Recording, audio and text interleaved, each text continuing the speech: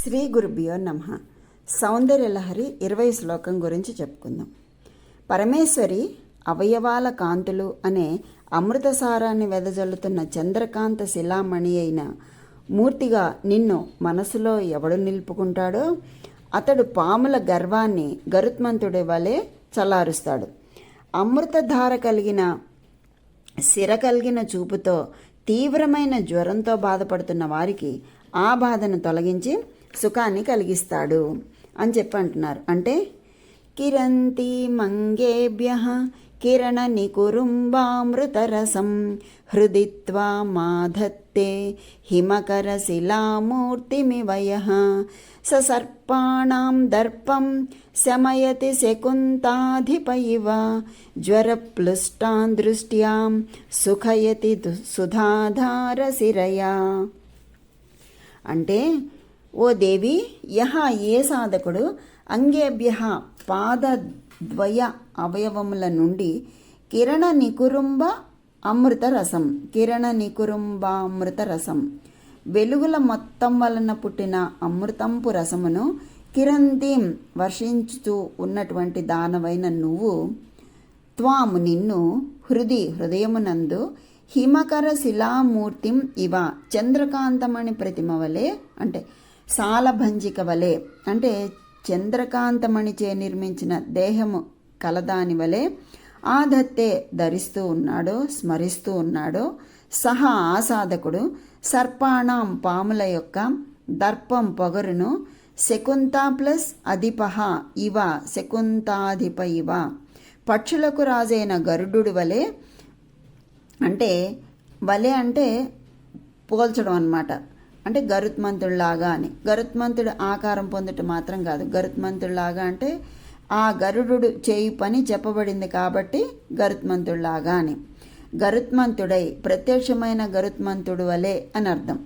శమయతి శాంతింపచేయిస్తూ ఉన్నాడు, అంటే సర్ప విషములను పోగొట్టునన్నది అర్థం అన్నమాట. జ్వరప్లుష్టాన్ని జ్వరము చేత, అంటే సంతాపము పొందువారిని సుధాధార శిరయ సుధా ఆధార అమృతమునకు ఆధారభూతమైన శిరయ శిర అంటే అమృతమును స్రవించు నాడి, లేక సుధాధార రూపమై ఏ నాడి ఉన్నదో ఆ నాడి అని. సుధాధార అగు నాడి గల దృష్ట్యా వీక్షణము చేత, అంటే చూపు చేత సుఖయతి సుఖపెడుతూ ఉన్నాడు అని. ఓ అంబా దేవి, కరచరణాద్య అవయవముల నుండి ప్రసరించు కిరణముల సమూహము నుండి జనించిన అమృతరసమును వర్షిస్తూ ఉన్నటువంటి నిన్ను ఏ సాధకుడు చంద్రకాంతమణి నిర్మితమైన దేహము గల ప్రతిమ వలె హృదయమునందు ప్రతిష్ఠించి ధ్యానిస్తూ ఉన్నాడో ఆ సాధకుడు విషసర్పముల దురహంకారమును, అంటే ప్రాణహరమైన వాటి విషమును పక్షులకు రాజైన గరుత్మంతుడిలాగా శాంతింపచేస్తూ ఉన్నాడు. విషబాధను పోగొడుతూ ఉన్నాడు. జ్వర తీవ్రతచే ఎక్కువ తాపం పొందేటటువంటి రోగులను అమృత ధారలను స్రవించినదైన నాడిగలదైన తన చల్లని చూపు చేత జ్వరబాధను తొలగించి సుఖమును హాయిని కలిగిస్తూ ఉన్నాడు అని చెప్తున్నారు. అంటే అంబా శాంభవి, నీ సర్వ అవయవాల నుండి కాంతి చంద్రికలు ప్రసరిస్తూ అమృతం జాలువారుతూ ఉంటుంది తల్లి. చంద్రకాంతమణి నిర్మితమైన నీ లలిత లావణ్య ప్రతిమా రూపాన్ని హృదయ పద్మంలో నిలుపుకున్నటువంటి భక్తుడు విషసర్పాలకు గరుత్మంతుడై వెలుగొందుతాడు కదా తల్లి. అతని చూపుల నుండి అమృతధారలు ప్రవహిస్తూ ఉంటాయి. ఆ వీక్షణాలు దుఃఖహరాలు సుఖకరాలు అని చెప్పి తెలియజేస్తున్నారు. అంటే కిరంతి అంటే వెదజల్లున్నది, మంగేవ అంటే కాంతి పుంజములు, కిరణములు, నికురుంబ అంటే సమూహం, కిరణముల సమూహం, మృతరసము అంటే అమృతరసము, హృదిత్వ ధ్యానిస్తారో చక్కగా ధరించారో, మాధత్తే ఆర్ద్రమైన హిమకర శిలామూర్తి చంద్రకళల కాంతితో మివయహ అంటే మూర్తి వలె సర్పాణం పాముల విషము, దర్పము శమయతి అణిగినట్లు శకుంతాధిప పక్షిరాజు ఇవ జ్వరప్లుష్టాన్ అంటే జ్వరాదులతో బాధపడుతున్న వాళ్ళని దృష్ట్యా చూపులతో సుఖయతి సుఖమును సుధాధార శిరయ అమృతమును ధారవలే కురిపించు అమ్మ అని. అంటే కాంతిపుంజముల కిరణముల సమూహంతో అమృతం వెదజల్లు హిమకర శిలామూర్తి వలె ఎవరు ధ్యానిస్తారో, చక్కగా ధరిస్తారో వారికి శరీరంలోని మానసిక శారీరక విషయములు తగ్గి సుఖపెడుతుంది. పక్షిరాజైన గరుత్మంతుడు సర్పముల దర్పము అణిచినట్లు అమ్మ సుధాధారలు కురిపించు చూపులతో మన శరీరంలోని రోగాలను తగ్గించి సుఖమునిస్తుంది. మహాత్ములు అమ్మని దర్శిస్తారు. ఉత్తమ సాధన కలిగిన వారు అమ్మని ధరిస్తారు. వారు ఎవరిని చూస్తారో వారి రోగములు తగ్గి సుఖపడతారు. ఇది గారుడి విద్య అంటారు. మూకాంబికా క్షేత్రము, సౌపర్ణిక నది, గరుత్మంతుడు ఇవన్నీ కూడా సౌపర్ణి అంటే గరుత్మంతుడు అనమాట. సౌపర్ణిక అంటే చిదేకర స్వరూపిణి అంటే యోగపరముగా సుషుమ్న నాడి, సుధాధార శిరము అంటే కుండలిని స్వరూపము, కిరంతి అంటే ఇకార మంత్రం. ఇలాగనమాట. అంటే ఇది తృతీయ కూట ధ్యానం. ఇది గారుడం అనే ప్రయోగం గురించి ప్రస్తావన చేసేటటువంటి శ్లోకం. ఈ శ్లోకంలో కూడా యహ సహ అనే పదాలు, ఆ ప్రయోగాలు మనకి కనిపిస్తుంది. ఇంతకుముందు కూడా మనం కొన్ని శ్లోకాలలో ఇవన్నీ కూడా నేర్చుకున్నాం. ఇక్కడ శ్లోకంలో యహ అంటే ఎవడు, అంటే ఏ భక్తుడు అని ప్రస్తావన చేస్తూ అటువంటి భక్తుడు చేసే ఆరాధన విధానాన్ని తెలియజేస్తారు ఈ శ్లోకంలో. సహ అంటే వాడు అని అర్థం. ఇలా వాడికి అంటూ ప్రస్తావిస్తూ అటువంటి ఆరాధనకు ఫలితం ఏమిటో శంకరులు వివరిస్తున్నారు. అమ్మా నువ్వు వర్షంలా కురిపిస్తున్నావమ్మా అంటూ శ్లోకాన్ని మొదలుపెట్టారు. కిరంతి అన్నదానికి అర్థం వర్షిస్తున్నావని. అమ్మ వర్షిస్తుంది అంటే ఏమిటి? కిరణ నికురుంబం అంటే కాంతి కిరణాల పుంజం అని. అది ఎక్కడి నుండి వెలువడుతున్నది? కాంతి అన్నాక దానికో మూలస్థానం ఉండాలి కదా.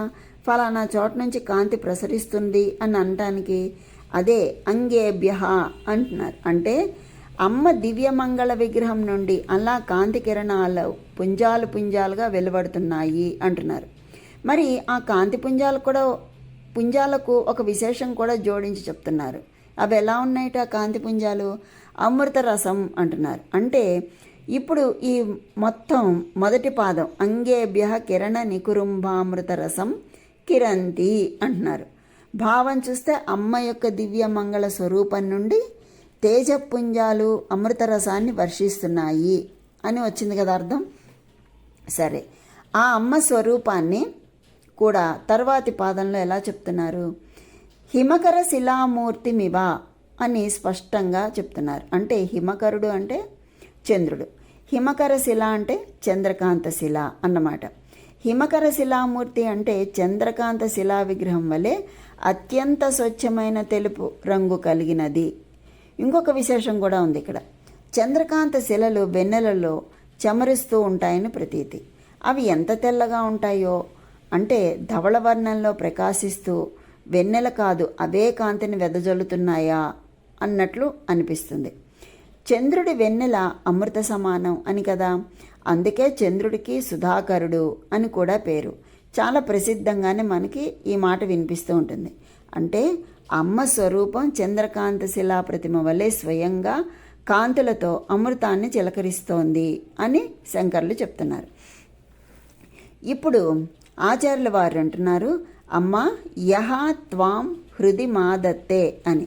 అటువంటి చంద్రకాంత శిలా సదృశ మూర్తివి, అమృత స్వందినివి అయిన నిన్ను ఎవరైతే తన హృదయంలో చక్కగా నిలుపుకొని ధ్యానం చేస్తున్నాడో అటువంటి వాడికి గొప్ప మహిమ కలుగుతున్నది అని. అది ఎటువంటి మహిమ అన్నది అంటే శకుంతాధిప ఇవ సహ సర్పాణం దర్పం శమయతి అంటున్నారు. అంటే శకుంతలములు అంటే పక్షులు, అధిపుడు అంటే రాజు. పక్షుల జాతికి రాజు ఎవరయ్యా అంటే ఇంకెవరు? గరుత్మంతుడే. ఈ భక్తుడు గరుత్మంతుడి అంతటి వాడు అవుతాట. ఏ విషయంలో అంటే పాముల విషయంలో. గరుడుడికి సర్పాలకి ఆగర్భ శత్రుత్వం, ఇది అందరికీ తెలిసిందే కదా. దాని గురించి మనం ప్రత్యేకించి చెప్పుకోవాల్సిన అవసరం లేనంతగా ప్రసిద్ధమైనటువంటి ఒక కథ ఉంది. ఆ గరుత్మంతుడి లాగా సహ అంటే అతడు, ఆ భక్తుడు సర్పాణం అంటే పాముల యొక్క దర్పం అనిగా పొగరును శమయతి అణగొడతాడు అని. అందుకే ఇది గారుడ ప్రయోగం అన్నారు. ఈ శ్లోకాన్ని శ్రద్ధగా ఉపాసన చేస్తే కనుక పాములు ఇంకా మిగిలిన సకల విషకీటకాల వలన ఆ ఉపాసకుడికి ఎన్నడూ భయం ఉండదు. ఇంకొక విశేషాన్ని కూడా చెప్తున్నారండి ఇక్కడ. ఏంటంటే అది భక్తుడికి మరొక అద్భుతమైన శక్తి కూడా అద్భుతుందిట. ఏంటంటే అది దృష్ట్వా జ్వరప్లుష్టాన్ అనగా జ్వరం పడ్డ వారిని అతగాడు ఒక చూపు చూస్తే అది సుధాధార శిరయా సుఖయతి అంటే అమృతాన్ని పిచికారీ చేసేదిలాగా ఆ దృష్టి జ్వరపీడితుడి మీద పనిచేసి సుఖయతి అంటే సుఖం కలిగిస్తుందట. అంటే అటువంటి ఉపాసకుడి చూపు తగిలితే ఏదైనా జ్వరంతో బాధపడుతున్న వాళ్లకు ఆ చూపు అమృతపానం అవుతుందిట, జ్వరం విముక్తి చేసి సుఖం కలిగిస్తూ. అదండి శంకరులు చంద్రకాంత శిలలాగా స్వచ్ఛమైన తెలుపు ఛాయలో ఉన్న అమ్మను గుండెల్లో నిలుపుకొని ఉపాసన చేసిన వాడికి కలిగే శక్తి గురించి చెప్పినటువంటి శ్లోకం ఇదే. చతుశ్శతి స్తుతిలో కూడా ఈ విధంగా అమ్మ స్వరూపాన్ని 6 నెలలు ధ్యానం చేసిన వాడు గరుత్మంతుడిలాగా సకల విషాలు సకల జ్వరాలు తొలగించగల సమర్థుడు అవుతున్నాడు అని చెప్పబడింది. అంటే ఏం చెప్తున్నారు ఇందులో శంకరులు? జ్వరాలు కూడా తగ్గిపోతాయని చెప్తున్నారు కదా. ఈ జ్వరాలు శమింప చేయటం అని చెప్పారు కాబట్టి అసలు అవేంటి, జ్వరాలు ఎలా పుట్టాయి? ఈ జ్వరాలు ఎలా పుట్టాయి అన్నదానికి స్కాంద పురాణంలో ఒక చక్కని కథ ఉందండి. అదేంటంటే దక్షయజ్ఞ వాటికలో సతీదేవి అవమానింపబడి, ఆ కథంతా అందరికీ తెలిసినదే కదా, ఆత్మాహుతి చేసుకున్నట్లుగా ఆమె వెంట వచ్చిన ప్రమదగణములు పరిగెత్తుకుంటూ వెళ్ళి కైలాసంలో ఉన్న ఈశ్వరుడికి చెప్తారు దుఃఖిస్తూ. ఈశ్వరుడు ఉగ్రుడై ప్రళయకాల రుద్రుడై తన జటనొక దానిని పెరికి కింద పడవేయగా అది వీరభద్రుడిగా అవతరించి 2వ రుద్రునిగా ఎదిగింది. వీరభద్రుని వెంట భూతకోటిచే పరివేష్టించబడిన భద్రకాళి పుట్టింది. మొదట వీరభద్రుడు, తర్వాత భద్రకాళి పుట్టాడు. శివుని కోపంతో కూడిన నిట్టూర్పుల నుంచి, అంటే కోపంతో నిట్టూర్పులు విడిచాడు శివుడు. ఆ నిట్టూర్పుల నుంచి అంటే నిశ్వాసాల నుండి 100 జ్వరాలు, 13 సన్నిపాత జ్వరాలు పుట్టాయి. ఈ జ్వరాలన్నీ కూడా లోకాల మీద పడ్డాయి.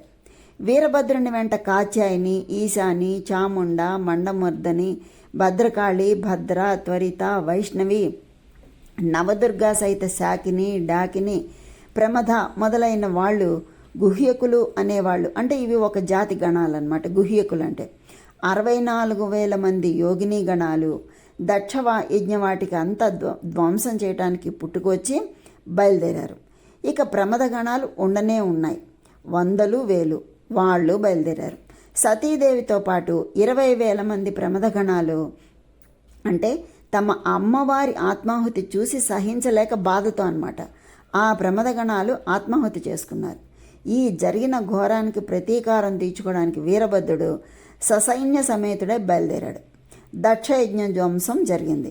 ఇక మరి ఆ జ్వరాల మాట ఏంటి? జనాల మీద పడ్డాయి కదా, లోకాల మీద పడ్డాయి కదా, మరి వాటి మాట ఏంటి? అవి ఆవరించిన చోటల్లో జ్వరం వస్తుంది. స్ఫోటకములు అంటే దద్దుర్లతో కూడినదన్నమాట. ఆటలమ్మ, నూగులమ్మ, తట్టు, మసూచి వగైరా పేర్లతో దుర్భరమైన బాధతో కూడినటువంటి అమ్మవారు అనే పేరు గల జబ్బులు వస్తాయి. ఇవి సరైన చికిత్స లేకపోతే ఆ వ్యక్తులు కురూపులుగా మారటం, కాళ్ళు, చేతులు, వేళ్ళు చచ్చుపడిపోవడం, దృష్టిపోవడం వంటి అనర్థాలకు దారితీస్తాయి. ఇలాంటివి వస్తే ఈనాటికి పల్లెటూళ్ళలో అంకమ్మ, పోలేరమ్మ అంటూ ఆ గ్రామ శక్తులకు, శక్తి దేవతలకు తిరునాళ్ళు, జాతరలు చేస్తూ ఉంటారు. వారి మూఢభక్తిలోనూ దైవత్వం ఉన్నది. నాగరికులు అర్థం చేసుకోవడానికి ఒక జన్మ చాలదు. ఇవి జ్వరాలు, మసూచి లాంటివి. సర్ప విషాలు, తేలు విషాలు మొదలైనవి ఉపశమింపచేయగలది ఒక్క అమ్మవారి పూజే, శక్తి పూజే. దేవి ఉపాసకులు, నిస్వార్థపరులు అయిన వారి చేత తీర్థం అంటే దేవీ ప్రసాదం తీర్థం, వారి కరస్పర్శ ఆశీస్సులు చక్కగా పనిచేస్తాయి. ఎటొచ్చి ఆ ఉపాసకులు అది తమ మహిమ అని అహంకారపడకుండా దేవి కరుణగా భావించాలి, చెప్పాలి. మనస, వాచ, కర్మణ నమ్మాలి. అప్పుడే మంత్రం ఫలిస్తుంది, తీర్థం అమృతమవుతుంది. శాంతించిన ఈశ్వరుడు లోకాలను తన ఆశీస్సులతో శాంతింపచేశాడు. ఈ చిన్న శ్లోకంలో కొండంత అర్థాన్ని, ఆలోచనలను బోధించారు ఆచార్యుల వారు కదా. అంత అద్భుతమైనటువంటి శ్లోకాన్ని ఇచ్చారు మనకి శంకరులు. దీన్ని పారాయణ చేస్తే వచ్చే ఫలితం ఏంటి అంటే, ఎప్పుడూ కూడా సాధకుడికి విషభీతి కలగదట. ఇది 45 రోజులు పారాయణ చేయాలి. ప్రతిరోజు 2000 సార్లు పఠించాలి. అలా 45 రోజులు చేయాలి. అలాగే ఈ విధంగా చేసినట్లయితే ఎంతో మనకి ఈ విషబాధల నుంచి, విష కీటకాల వల్ల వచ్చే ఇబ్బందుల నుంచి కూడా మనకి ఉపశమనం కలుగుతుంది అని చెప్పారు. దీనికి నివేదన ఏం చేయాలనేది ఎక్కడా తెలియచేయలేదు. ఎక్కడైనా కనుక తెలియచేసినట్లయితే నేను మళ్ళీ ఈ శ్లోకానికి నివేదన గురించి తెలియచేస్తాను. ఇంతవరకే మనకి తెలిసింది పెద్దల ద్వారా. మరింత తెలుసుకొని నేను దీనికి ఏది నైవేదన చేయాలనేది తెలుసుకొని మీకు తెలియచేస్తాను.